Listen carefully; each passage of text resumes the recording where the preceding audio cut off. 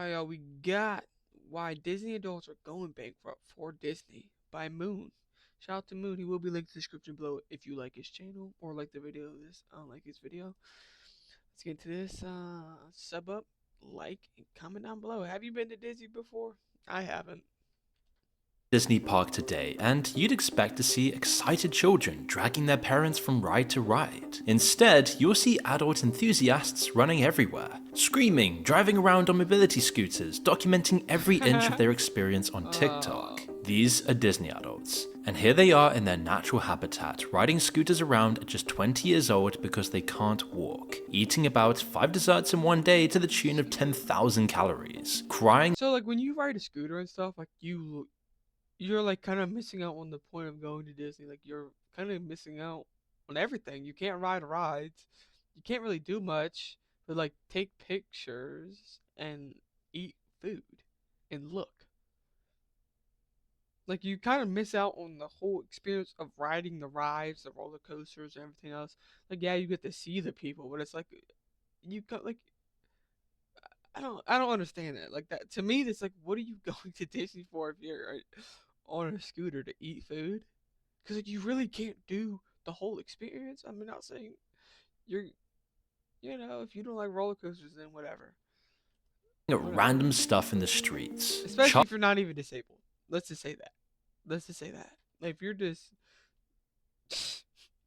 if you disabled yourself from eating so much, Childless adults now outnumber families at the parks. Some visit hundreds of times a year. Some even quit their jobs and relocate to Orlando to go every single day. And it might just be funny on the surface, it might just seem like some stupid immature people. But it all begins to fall into place when you realize that Disney is an empire, one that spread its roots further and wider than any other company in history. It's consumed some of the most beloved franchises in modern culture: Star Wars, Marvel, Pixar, The Simpsons, Indiana Jones, and swallowed up media giants like 20th Century Fox, ABC, ESPN, National Geographic, and Hulu, all absorbed into one giant corporate ecosystem. They also operate 12 theme parks worldwide, a fleet of cruise ships, and an entire planned residential community in Florida. Its combined properties attract over 150 million visitors a year, more than any other major attraction on the planet by an order of magnitude. Even if you don't realize it, you barely go a single day without encountering something Disney owns. The films and programs we stream, the shows that kids everywhere watch in the morning, the merchandise in the shop window, the theme park advert on your feed. And like every empire, Disney has its castles and, most importantly for its survival, its subjects. Because the most valuable thing that Disney owns can't be found on their balance sheet. Instead, it's the loyalty of millions of adults who don't just enjoy Disney, but embrace it with every fiber of their being, where Disney has truly become their religion. Now, the analogy of Disney. Yeah, it's getting weird. That's weird to me.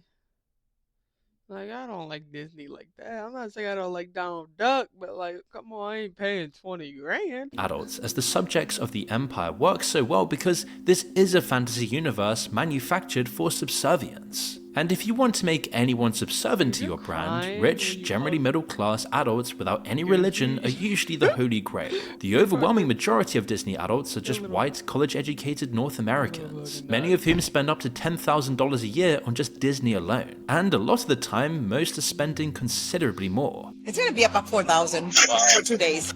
About $35,000. You can easily burn through $1,000 in a single day at the parks without even doing anything extravagant. A Disney cruise can set you back more than a fortnight in Southeast Asia, and yet for most, it's the only holiday they take. So think about what that really means.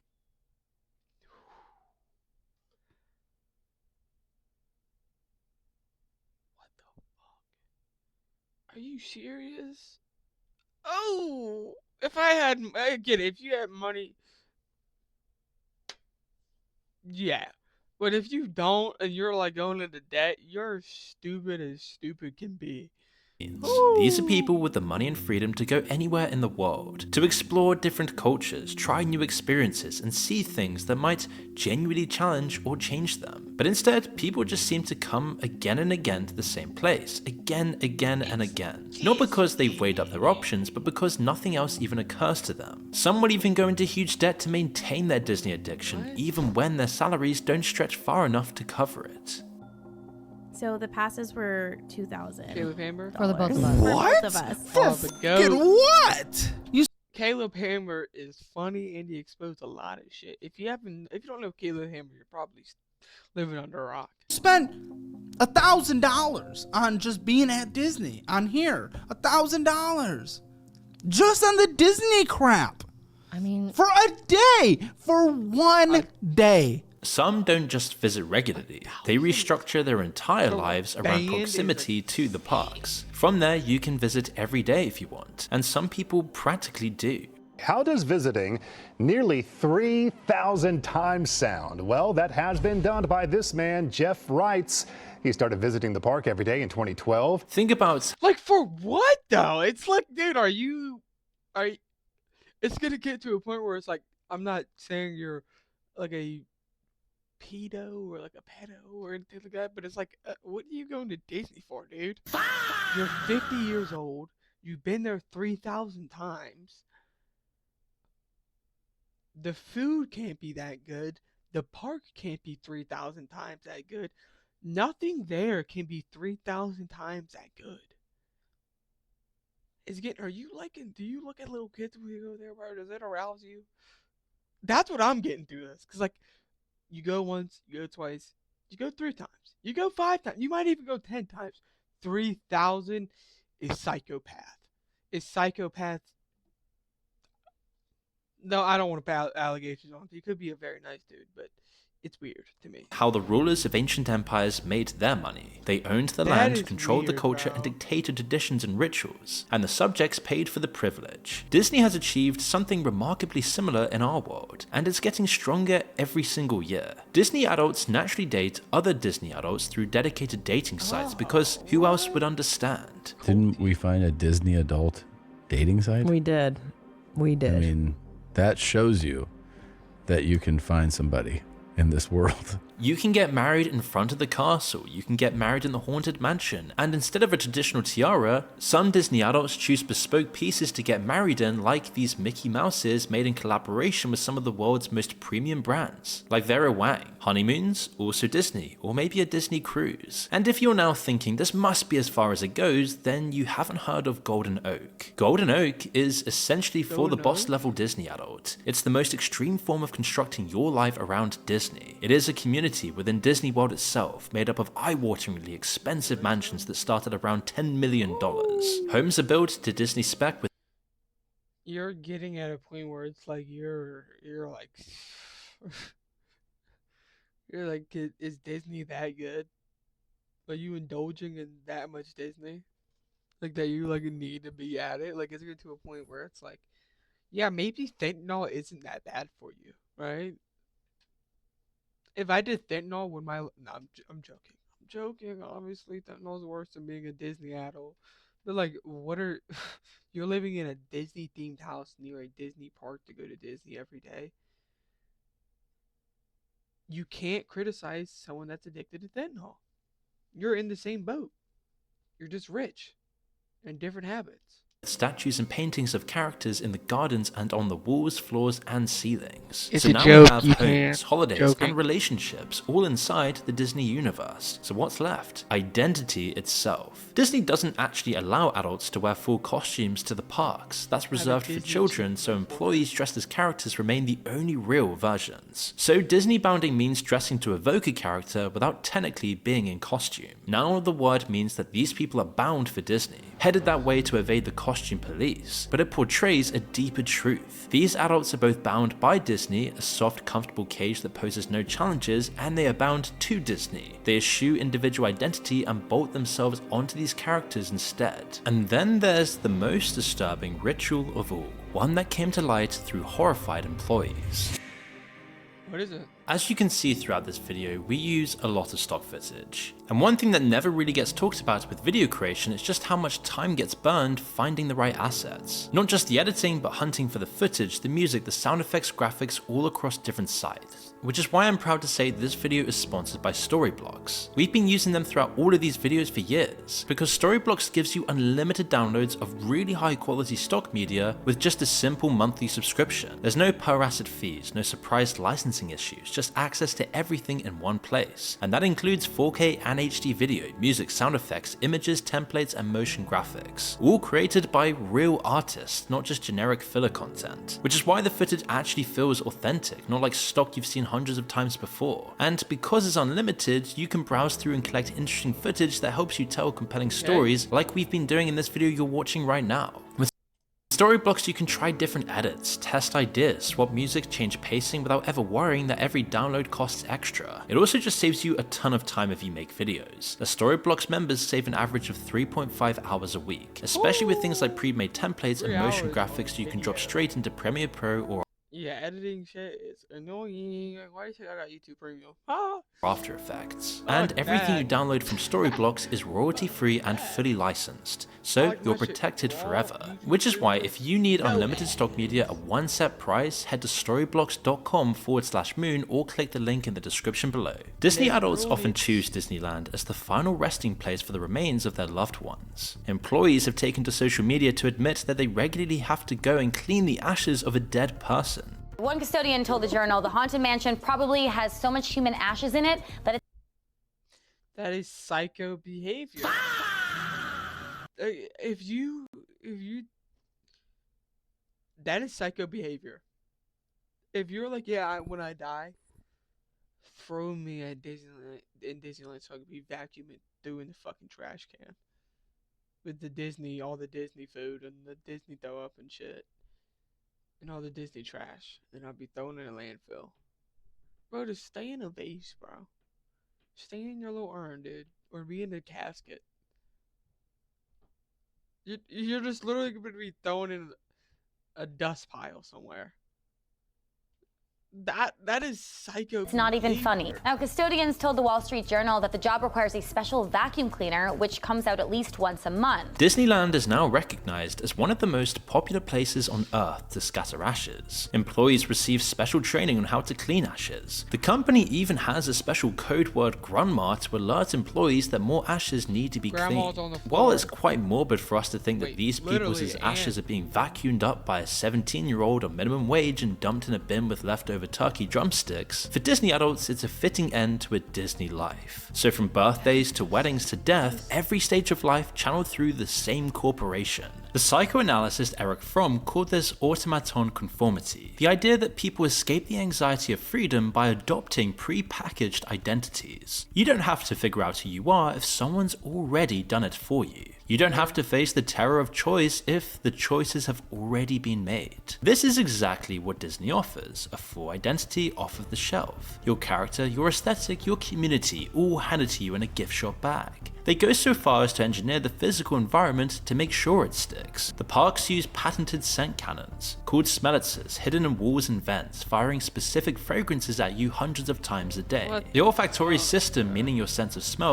that is like some CIA level hypnosis connects directly to the brain regions for emotion and memory, which is exactly why Disney invested so heavily in scent engineering. There are also over 30,000 unique paint colors across the parks, including a shade called Go Away Green, specifically designed to make infrastructure invisible to guests. The background music in the morning is fast and exciting. Evening music slows down to make you linger and shop. So the brainwashing extends from the physical environment and parks, which still constitutes the vast majority of Disney's profits, to its sprawling digital empire of content and franchises. They started handing each film to a different director with a different vision and no shared outline. For Star Wars, they spent 2 films building up the villain Snoke, then killed him off with no explanation and then patched it over with somehow Palpatine returned. A line so lazy it became a meme as soon as the credits rolled. Then there was the infamous Snow White, which we've made tons of videos on before. Hundreds of millions were spent on a remake where the lead called the original weird, stupid as fuck, and they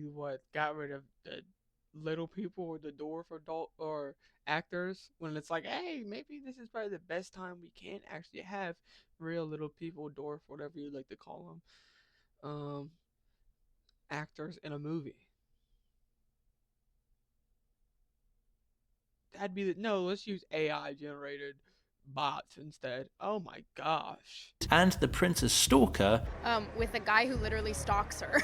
Yeah. Weird. Super weird. So we didn't do that this time. while the romance was gutted in favor of girl boss leadership arcs nobody asked for, where the dwarfs were replaced with CGI and it completely bombed and everybody hated it, completely desecrating the original loved one. There's a pattern across everything Disney touches now. And if I'm not mistaken, it could have been that or another movie that was the owner of Disney. Forgot his name, but he said before he died, he did like, oh yeah, one of his kids. No, he predicted in the future, do not remake. I'm pretty sure Snow. If I don't know, it might have been Snow White or another movie, but a movie, and they did, and it bombed.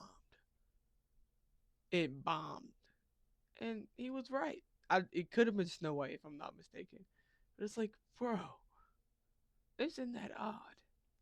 Where ideology takes priority over storytelling. We've seen it with the conflicts in politics in Florida with just the parks alone, but also in movies and TV, characters are constantly rewritten to represent something, where villains have become strawmen for whatever ideological message the writers want to push. The old Disney movies at least told universal stories about love, loss, courage, and fear that could touch everyone. Now even Bob Iger himself had to publicly admit that Disney had been putting, quote, messaging over storytelling, and that he would finally no longer tolerate it. Yeah. When the CEO of a company is saying that out loud, you know the rot has gone deep. But Disney adults, as visible and extreme as they are, only represent the most obvious layer. They're the ones who wear their loyalty openly, but many of us contribute too, and often without realizing we're doing it. Star Wars, Marvel, and Pixar fans didn't sign up for Disney. Disney just comes for all of us. If you probably watch anything on TV, it's coming for you. When Disney buys these companies, it acquires fandoms. Entire generations of people who had built deep emotional connections to these franchises suddenly found themselves at the company's mercy. And in some cases, the result has been nothing short of vandalism, as we saw with the failed Star Wars movies and series, or the constant Marvel reruns that seem to get worse and worse. Like, who's watching that, bro? I haven't watched a Marvel movie probably since fucking, what was it? I don't know, I don't even know. It was like 3 hours long. I haven't watched a Marvel movie since maybe Avenger. Like, dude, I haven't watched a fucking movie like that in a minute. Avengers. I don't know. I don't watch that shit anymore, bro. And worse, let alone all the countless other franchises watched ruined in the blatant Batman. crusade of I profit haven't extraction. Now, you might roll your eyes at a grown woman sobbing over Goofy or Mickey Mouse, but Disney is an all-consuming beast that might destroy something you love eventually. We've mentioned it many times with films like Snow White, as this all tells us the most insidious thing about how the company operates. It isn't purely extrinsic, something bottled onto modern culture from the outside. It's intrinsic to our memories, our feelings, our sense of what safety and happiness mean. A company whose influence has grown inside of us since childhood. And it starts with something most of us completely underestimate. I mean, just think about some iconic Disney moments. Different films, different decades, different characters, but the same feeling. That warmth in your chest, that tug backwards to somewhere safe and simple. And don't get me wrong, in many cases, there is great cinema with Disney. The mere existence of Disney adults doesn't negate everything Disney has ever done. This is a company that captures something universal about childhood. The wonder, the safety, the simplicity, the beauty, the innocence, and put it into words and pictures in a way nobody has ever done before. And that turned out to be the recipe for insane success. It allowed America's soft power to expand across the world. And there's a word for the feeling Disney films try so hard to create, and it's older and more powerful than most people ever realize. Nostalgia. And it comes from two ancient Greek words, nostos meaning to return Everyone loves nostalgia. home, and algos meaning pain. It was actually coined as a medical diagnosis in the 17th century to describe the crippling homesickness of Swiss soldiers fighting abroad who longed for their homeland so desperately that some became physically ill. Nostalgia isn't happiness, it's closer to a kind of grief, a yearning for something you once had or think you had that you can never fully return to. And that's what makes it so commercially One thing with me, bro, like, that always hits is like if I'm scrolling on TikTok or like Instagram or something, or like even YouTube Shorts, like something that pops up that's nostalgia or that's old, it's just like, damn, bro, I forgot about this, and it's like, wow, Oof, that was like 3-4 years ago, bro. That's crazy. If the feeling were wholly satisfying, you'd experience it once Like, and people move are on. mad. But It's like, nostalgia oh, wow. pulls you back again and again because it never quite delivers what it promises. Disney enthusiasts are suspended in that nostalgia cycle, and it's highly addictive. We all probably reminisce about childhood or when we were young and nothing mattered, but Disney positioned itself to Yeah, you capitalize gotta on wake that up. wistful emotion. Of course, Disney didn't invent nostalgia, but they were the first to understand how essential it is to our human experience. They recognized it as an unresolved need, and if you could make yourself the answer to its calling, you'd make people dependable. The fertile ground for this was childhood. That's where our deepest emotional connections are formed, and for a company whose long-term survival depended on those connections lasting well beyond childhood, their work had to start there. So Disney invested enormous resources into understanding how children form emotional bonds. Psychological research into their emotional drivers, how they interpret symbols, what feels authentic versus manufactured. They used those findings to calibrate their films with specific color palettes, certain music intervals, and certain narrative beats. Bro, they were going scientifical this certain tone way. Like, that is, bro. I'm telling you, like, that is insane, bro. Because even like now, companies and everything's just wants you to buy and wants you to be addicted to it. All to create maximum emotional renaissance in developing brains. We associate a lot of this work with big tech, but Disney, funnily enough, was there first. Before the 90s and Yeah, 2000s, the big commercial problem was still that children's films, even the most successful ones, don't turn a company into a conglomerate. Disney's parks were making the serious money. But while you can hook children in with films while they're young, they aren't the ones with money to spend at the parks. They needed to tap into that adult money. And look at Walt Disney himself explaining this. Were your films principally designed for children? Well, no, you have to appeal to the adult, or, the adults have the money, the children don't have any money. So they had to crack adulthood, and Not lying. luckily, an early Disney movie, Can't lie. Peter Pan, provided the perfect solution. You have to stop people from growing up. Disney later summed up the strategy in 2 words, age decompression, and it comes into its own in the last 10 to 20 years. We've been sold the idea that adulthood is a rude awakening, and of course it feels like that sometimes. Work, bill, rent, stress, disappointment in friendships, relationships. In this real world, people don't burst into song on the street unless they're intoxicated or are going through some sort of mental crises. Strangers glare at you for making eye contact. You spend your days in cramped flat shares, walking concrete streets, working in glass offices. Not extraordinary places bursting with colour and life. This isn't what you were promised throughout childhood. You're a princess, a prince, a chosen one, just waiting to be discovered. But the problem is that when you treat adults like children long enough, they start to behave like them. The infantilization of culture is now endemic to society. It's my safe space, I'm protecting my energy, this is my self-care. We've built an entire vocabulary around retreating from challenges and wrapped it in the language of mental health, which makes Yeah, it's just like, okay, you're 40. You're 40, you're 30, you're 25. You're 26, you're 27, you're 28. You might even be 50. I'm talking about Disney's my safe space. Like, come on, bro. If you like Disney, fine, but like, you're 50. And you're spending your life at Disney? What are you doing, bro? You gotta find another hobby or something. What the hell are you doing? it impossible to question. If someone says Disney is their safe space, what are you gonna do? Tell them that their feelings are wrong? Attacking their coping mechanism? You'd sound like a monster. And that's the shield. Corporations love this because a customer who believes they need your product for their emotional well-being and life. It's like Disney's meant for kids. It's like if you're taking your grandkids there, fine. But it's meant for kids. Like, it's meant for the adults to bring their kids there. It's not meant for adults to just go there and lollygag and have fun. I'm not saying they can't, but it's like you're going there almost every day and you're 50. It's getting weird.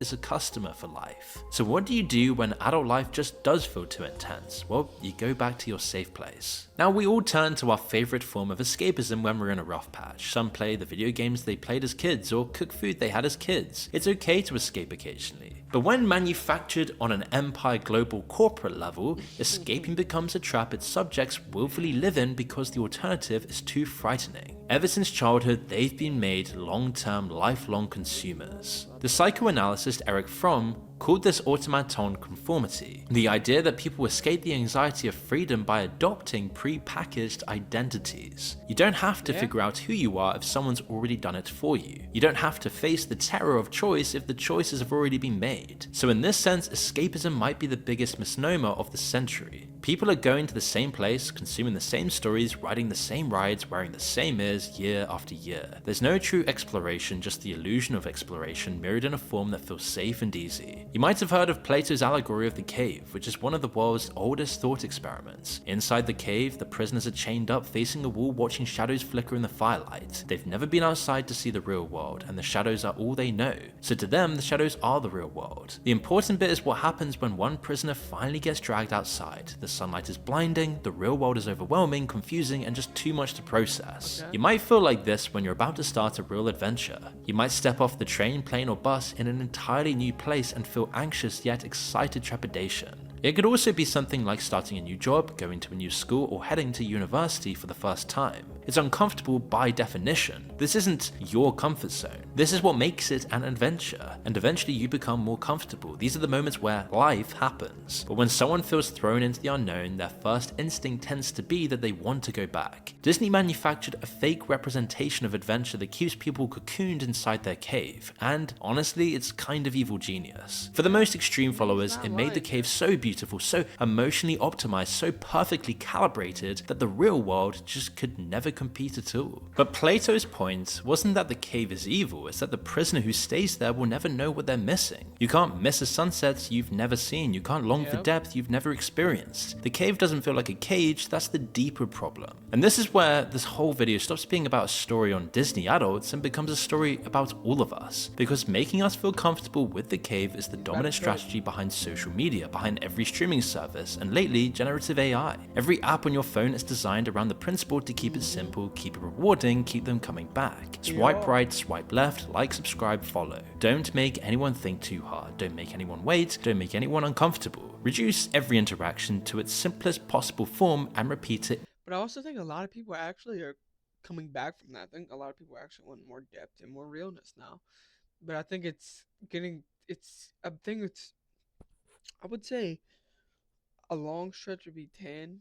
I would say maybe 5 years. A lot of this, to my not, just how I feel, I think a lot of this stuff will be turning around by then. Like all this stuff with just how the shit's going. It's like, but people want the authentic stuff, want real stuff now. Like, no one really wants this AI generated slop or any of this shit, bro. No one wants infinitely. They create environments where the content is familiar, the rewards are predictable. like, people will stop watching movies. Like a lot of this shit is gonna be cycled out. Like, and people don't understand it. People are done with movies, done with all this Disney shit, done with a lot of it, bro. And I'm not saying there's like nothing wrong with Disney and people that go to Disney, which I just don't watch movies like that. Some of the shit's like, come on, bro. This is so unrealistic that it's like, what the fuck is it? And the outside world, with all its friction and ambiguity, starts to feel like too much effort. Disney has been pioneering this model for 100 years, targeting psychological engineering at children, building an empire driven by profit extraction at a level that puts people into more debt than substance abuse, brainwashing you since you're a child to always stay a lifelong Disney consumer. And the greatest trick they played was making the fake world feel like enough, making the fake experience feel like a life. That's what makes the cave feel so complete that the prisoners never even think to look for the door. But don't be fooled into thinking this is some far-flung issue situated inside a theme park in Florida. You might find yourself or someone you know sitting right there with them, watching the shadows dancing on the wall. And thanks to Storyblocks for sponsoring this video. Make sure to check them out using the link in the description below.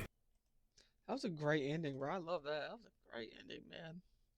This is a company that threatened to sue a grieving family for putting a picture of Spider-Man, on their headstone. That's odd. I've seen that. I remember that. Yeah, they did that with someone else too. They had like a car, and they threatened to sue. Children are treated like adults, and adults are treated like children. This is a creepy culture. It's getting weird. I think Wall-E foreshadowed something about this. Yeah. Our mom was a pediatric nurse, caring for a Spin the kid, hands on electronic leg from dang running over. Ooh, that's tragic. He spoke no English. Okay, Mickey Mouse. Mom made him Mickey Mouse. I'm just gratefully reading over it.